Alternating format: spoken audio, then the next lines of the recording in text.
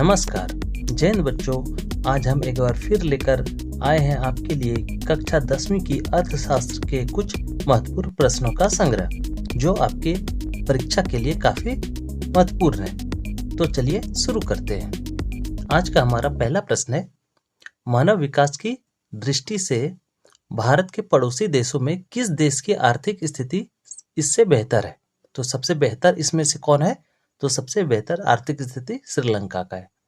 अगला प्रश्न है, निम्नलिखित में किस राज्य को एक पिछड़ा राज्य कहा जाता है?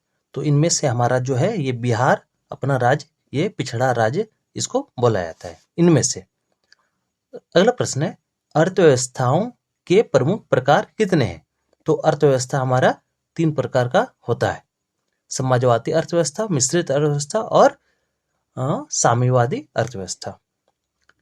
अगला प्रश्न है, इनमें से कौन से देश में समाजवादी अर्थव्यवस्था है?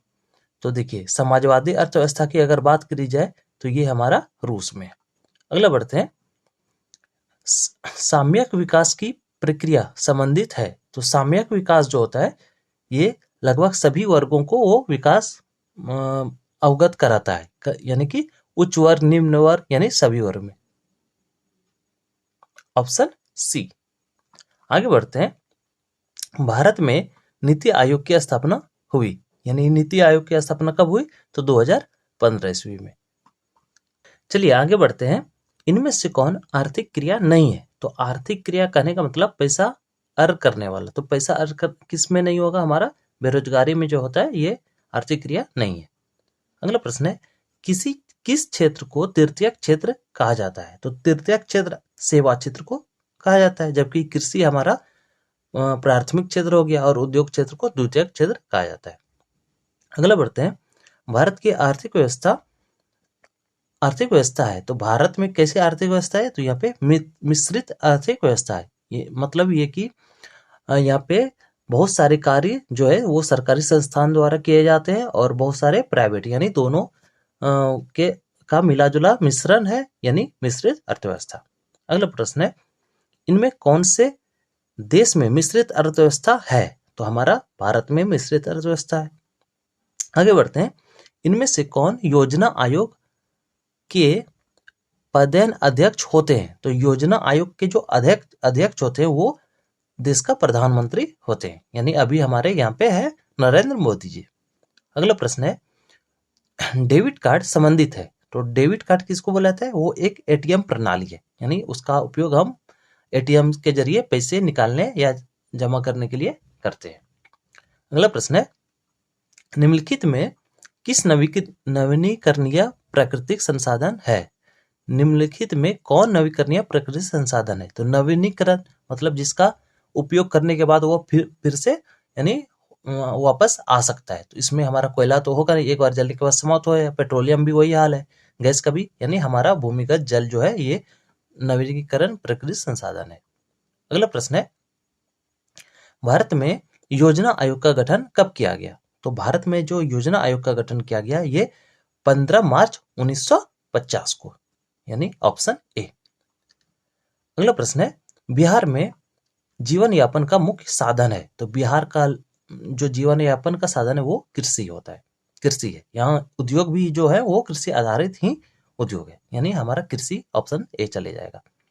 अगला प्रश्न है, देश में सब्जी के उत्पादन में बिहार का कौन सा स्थान है? तो सब्जी अगर के उत्पादन की बात करी जाए तो बिहार में सबसे दूसरे स्थान पे बिहार हमारा आता है सब्जी उत्पादन में।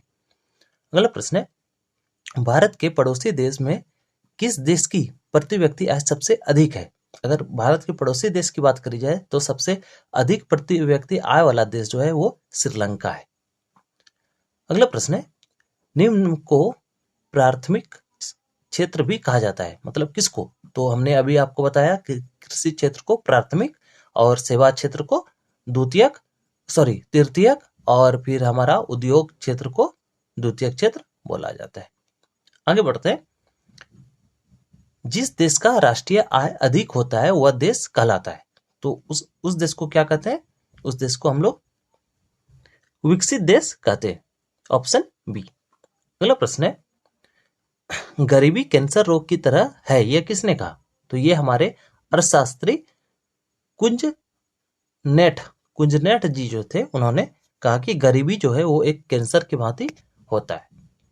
अगला प्रश्न है, किस क्षेत्र को द्वितीयक क्षेत्र कहा जाता है? तो उद्योग क्षेत्र को द्वितीयक क्षेत्र कहा जाता है। आगे बढ़ते हैं, 11वीं पंचवर्षीय योजना किस अवधि क्या है? तो 11वीं पंचवर्षीय योजना जो चली गई थी वो 2007 से 12 तक। अगला प्रश्न है, आर्थिक विकास का गैर आर्थिक कारक कौन सा है? आर्थिक विकास का गैर आर्थिक कारक, देखिए यहाँ पे हमारा सामाजिक संस्था जो होगा ये सरकारी नहीं यानी गैर आर्थिक कारक है, और ये लोगों के आर्थिक विकास का भी एक कारण है, यानी आर्थिक विकास तो करता है लेकिन गैर आर्थिक कारक के तहत, यानी हमारा सामाजिक संस्था है। अगला प्रश्न है, जीवन की भौतिक गुणवत्ता का सूचक है, तो ये कौन है? तो जीवन प्रत्याशा, शिशु मृत्यु दर, मौलिक साक्षरता, मतलब इन सभी पर जो है हमारा जीवन की भौतिक गुणवत्ता निर्भर करती है। अगर मतलब क्या बोलते हैं, जन्म दर अच्छा हो, मृत्यु दर कम हो, मौलिक साक्षरता यानी साक्षरता भी अधिक हो, तो ये सभी हमारा क्या है, जीवन की भौतिक गुणवत्ता का सूचक। अगला प्रश्न है, अत्यधिक जनसंख्या वृद्धि से आर्थिक विकास की गति क्या हो जाती है? तो ये काफी मंद हो जाती है, ऑप्शन सी। अगला प्रश्न है, एक अर्थव्यवस्था का सृजन होता है, एक अर्थव्यवस्था का सृजन होता है, तो ये कहाँ पे होता है?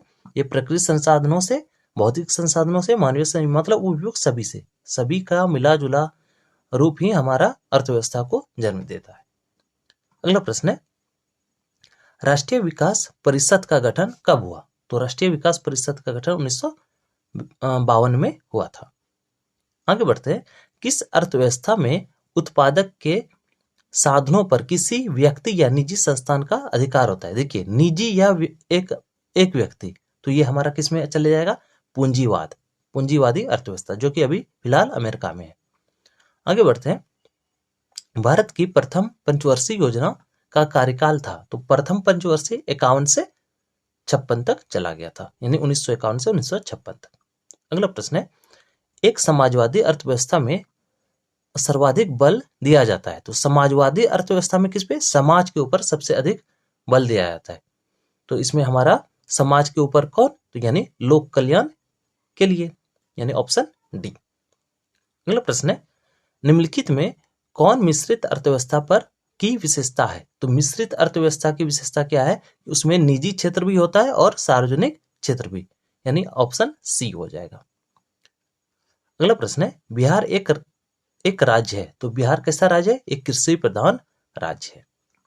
आगे बढ़ते हैं, स्वतंत्रता प्राप्ति के बाद भारत का मुख्य आर्थिक उद्देश्य है, तो देखिए, स्वतंत्रता के बाद भारत का प्राथमिक उद्देश्य ये था, आर्थिक उद्देश्य, कि अर्थव्यवस्था को एकाएक गति दी जाए, रोजगार का सृजन हो और निर्धनता का निवारण हो, मतलब जो गरीबी है उसको भी समाप्त किया जाए, मतलब उपयुक्त सभी। अगला प्रश्न है, बिहार के आर्थिक पिछड़ेपन का प्रमुख कारण क्या है? तो बिहार का जो आर्थिक, यानी यहाँ पैसा कौड़ी में सबसे कम आंका जाता है बिहार को, इसका सबसे प्रमुख कारण क्या है? यहाँ का जनसंख्या वृद्धि दर अधिक है, कृषि पर अधिक भार है, मतलब ग्रामीण इलाकों में ज्यादातर लोग कृषि पर ही निर्भर करते हैं, और यहाँ की पूरी जनसंख्या का लगभग 80% भाग कृषि पर निर्भर करती है। बाढ़ भी, और उत्तरी बिहार की अगर बात करी जाए तो वो बाढ़ से परेशान है, और दक्षिण बिहार हमारा सुखाड़ से, यानी हमारा उपयुक्त सभी हो जाएगा आंसर।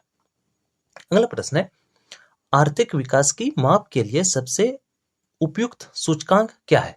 तो आर्थिक विकास की माप जो किया जाता है वो प्रति व्यक्ति आय के आधार पे ही किया जाता है। अगला प्रश्न है, बिहार के जमशेदपुर में लौह एवं इस्पात के कारखाने की स्थापना हुई।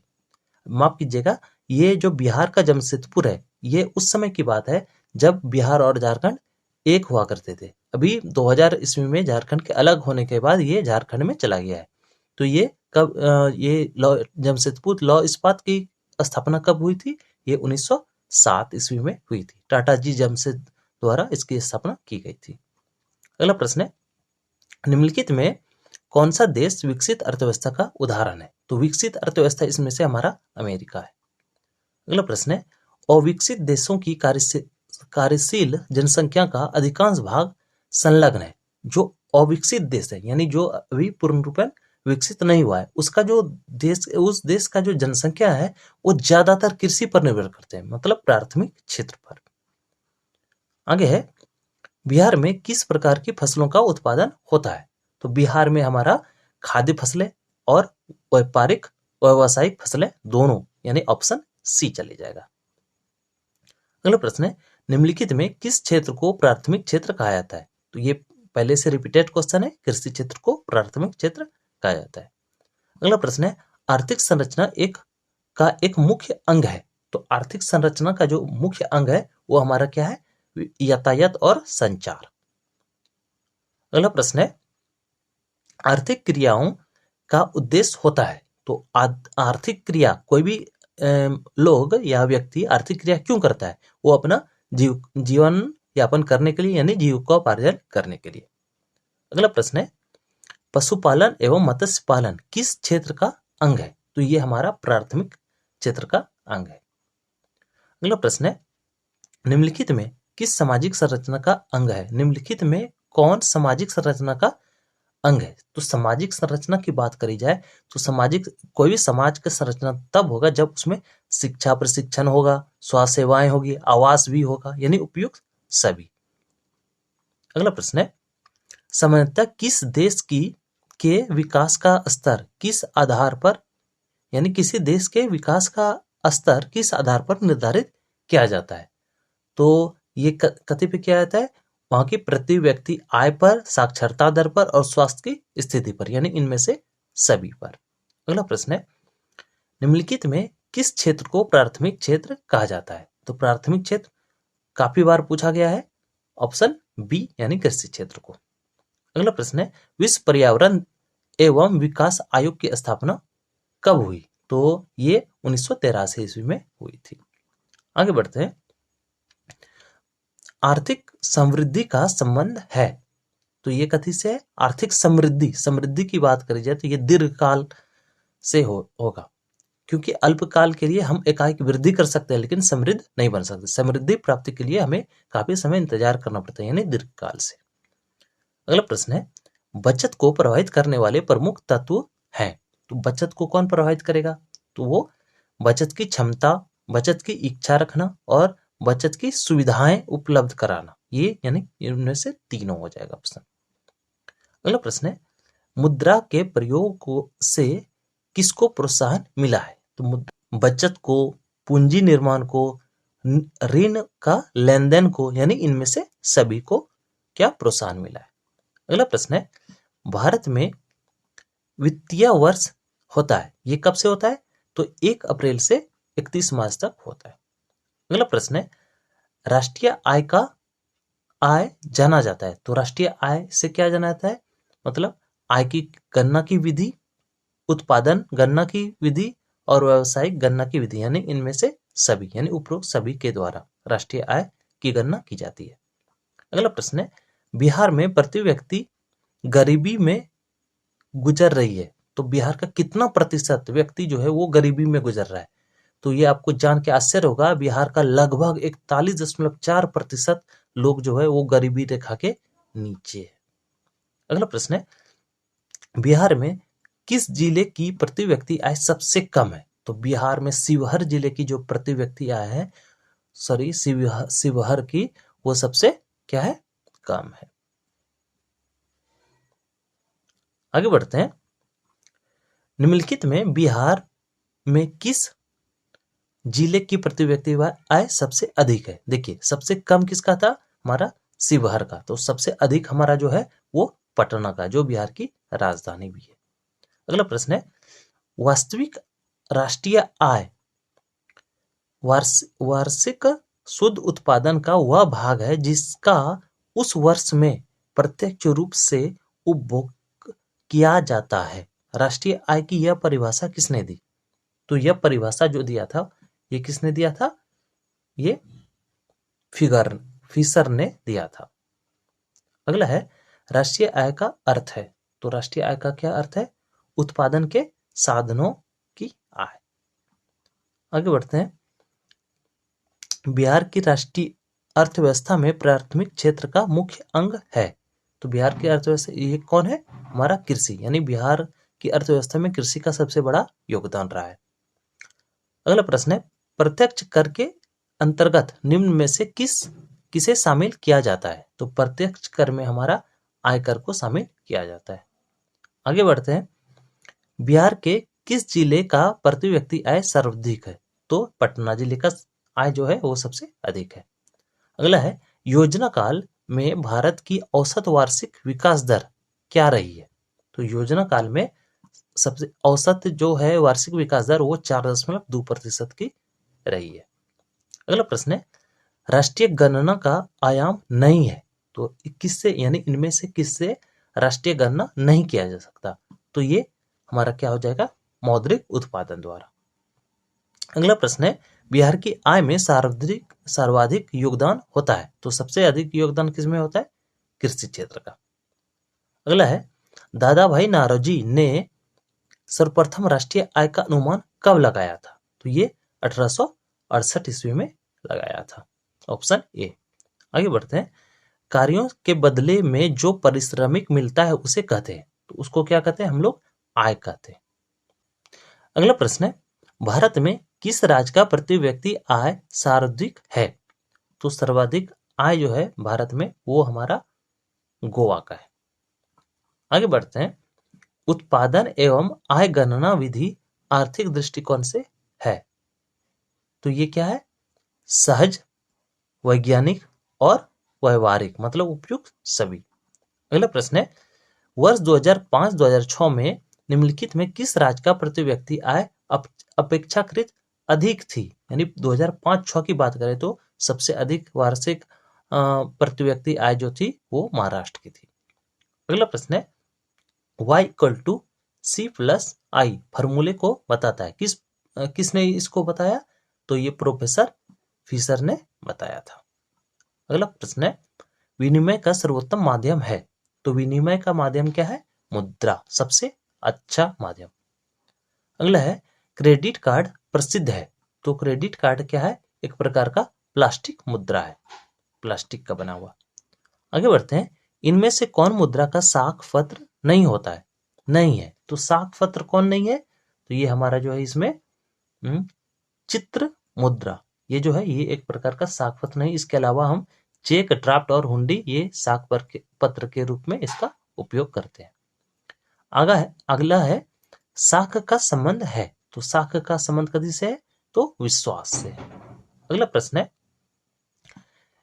एटीएम का अर्थ है, तो एटीएम का फुल फॉर्म होता है ऑटोमेटिक टेलर मशीन, तो इसका हिंदी में हमारा हो जाएगा स्वचालित टेलर मशीन, यानी ऑप्शन ए। अगला प्रश्न है, रूस की मुद्रा है, तो रूस की कौन सी मुद्रा है? रूस में रूबल चलता है। आगे बढ़ते हैं, निम्नलिखित में से मुद्रा का कार्य नहीं है, तो मुद्रा कौन सा कार्य नहीं करता है? तो मुद्रा जो है वो मूल्य का हस्तांतरण नहीं करता है, मापन का कार्य करता ही है, संचय का भी काम करता है, मतलब हम इसको एकत्रित करके रखते हैं, और विनिमय का माध्यम भी है हमारा मुद्रा। इसके अलावा हमारा हस्तांतरण का कार्य नहीं है। अगला प्रश्न है, प्रारंभिक अवस्था में मनुष्य अपनी आवश्यकता की पूर्ति के लिए करते थे, तो वो क्या करते थे? वो वस्तुओं का आदान प्रदान करते थे। जैसे किसी के पास अगर चावल है और उसको गेहूं चाहिए, तो वो गेहूं वाले से अपने चावल को क्या स्थानांतरित, मतलब अदला बदला करते थे। अगला प्रश्न है, 1 रुपये का नोट जारी किया जाता है, तो ये किसके द्वारा किया जाता है? ये केंद्रीय सरकार द्वारा किया जाता है। आगे बढ़ते हैं, मुद्रा वह धुरी है जिसके चारों ओर संपूर्ण आर्थिक विज्ञान चक्कर काटता है, ये किसने कहा था? तो ये प्रोफेसर मार्शल जी ने कहा था। अगला प्रश्न है, साख का अर्थ है, तो साख का क्या अर्थ है? साख का अर्थ विश्वास होता है। अगला प्रश्न है, मुद्रा के कार्य है, तो मुद्रा का कार्य क्या है? मापन करना, संचय करना और भुगतान करना, यानी उपयुक्त सभी। अगला प्रश्न है, विनिमय का सर्वोत्तम माध्यम है, तो विनिमय का सर्वोत्तम माध्यम हमारा मुद्रा हो जाएगा। आगे बढ़ते हैं, मुद्रा का प्राचीनतम स्वरूप है, तो प्राचीन काल में जो हमारा मुद्रा होता था वो किसका होता था? वो वस्तु विनिमय यानी वस्तु मुद्रा यानी वस्तु, जिसको हमने आपको बताया कि वस्तु विनिमय प्रणाली मतलब वस्तु दे के ही दूसरा वस्तु खरीदना। अगला प्रश्न है, विनिमय की प्रारंभिक अवस्था में मनुष्य का व्यापार किस पर आधारित होता था? तो वस्तु विनिमय प्रणाली के आधार पर होता था। अगला प्रश्न है, मुद्रा वह है जो मुद्रा का कार्य करती हो। मुद्रा की यह परिभाषा किसने दी? तो यह परिभाषा हार्टले विदर्स ने दी थी। अगला प्रश्न है, साख का प्रयोग होता है। साख का जो प्रयोग होता है वो किसके लिए?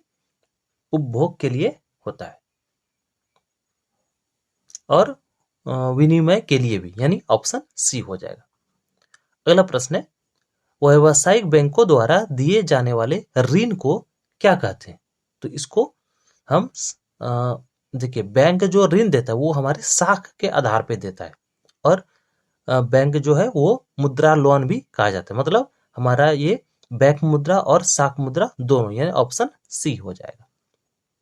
अगला प्रश्न है, मुद्रा की वैधानिक परिभाषा किसने दी है? तो मुद्रा की वैधानिक परिभाषा जो दी वो प्रोफेसर नैप ने दी थी।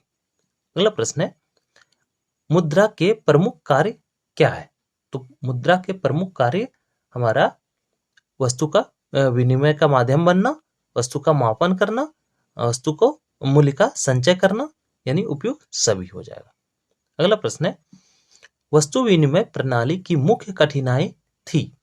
देखिए, वस्तु विनिमय प्रणाली की मुख्य कठिनाई क्या थी? कि मूल्य मापन की कठिनाई, मतलब ये कि उसमें मापा नहीं जा सकता था। कि जैसे चावल है 25 रुपया किलो और हमको सोना चाहिए, तो सोना तो काफी महंगा है, तो इस दोनों का मतलब मापन किस आधार पे होगा, यह कठिनाई थी। इसके अलावा आवश्यकताओं को दोहरे संयोग का अभाव था। जैसे मान के चलिए, हमें भी मेरे पास भी चावल है और सामने वाले के पास भी चावल है और दोनों को गेहूं की अगर आवश्यकता हो तो वो उस समय वस्तु विनिमय प्रणाली जो है वो कार्य में नहीं आती थी। मतलब हमारा ऑप्शन सी चला जाएगा। अगला प्रश्न है, किस धातु का मुद्रा के रूप में सर्वाधिक प्रयोग हुआ है? तो सबसे अधिक प्रयोग जो हुआ है वो चांदी का मुद्रा और सोना का मुद्रा, यानी ऑप्शन डी चले जाएगा। अगला प्रश्न है, मुद्रा का प्राथमिक कार्य कौन सा है? तो मुद्रा का सबसे पहला कार्य है कि विनिमय का माध्यम बनना। अगला प्रश्न है, निम्नलिखित में विधिग्राह मुद्रा कौन है? तो कौन सा मुद्रा? विधिग्राह मुद्रा की अगर बात करी जाए तो ये हमारा चेक और मतलब नोट और सिक्के हो जाएगा। अगला प्रश्न है, निम्नलिखित में किस मुद्रा में वहनीयता अधिक होती है? तो वहनीयता अधिक की बात करी जाए तो ये हमारा पत्र मुद्रा में होता है, सबसे अधिक दूर तक यही जाता है। अगला प्रश्न है, हमारे देश में किस मुद्रा को वैधानिक मान्यता प्राप्त है? तो हमारे देश में पत्र मुद्रा को जो है ये वैधानिक मान्यता प्राप्त है। अगला प्रश्न है, मुद्रा के प्रयोग से किसको लाभ हुआ है? तो मुद्रा के प्रयोग से उपभोक्ता को और उत्पादक दोनों को लाभ हुआ, यानी ऑप्शन सी चला जाएगा।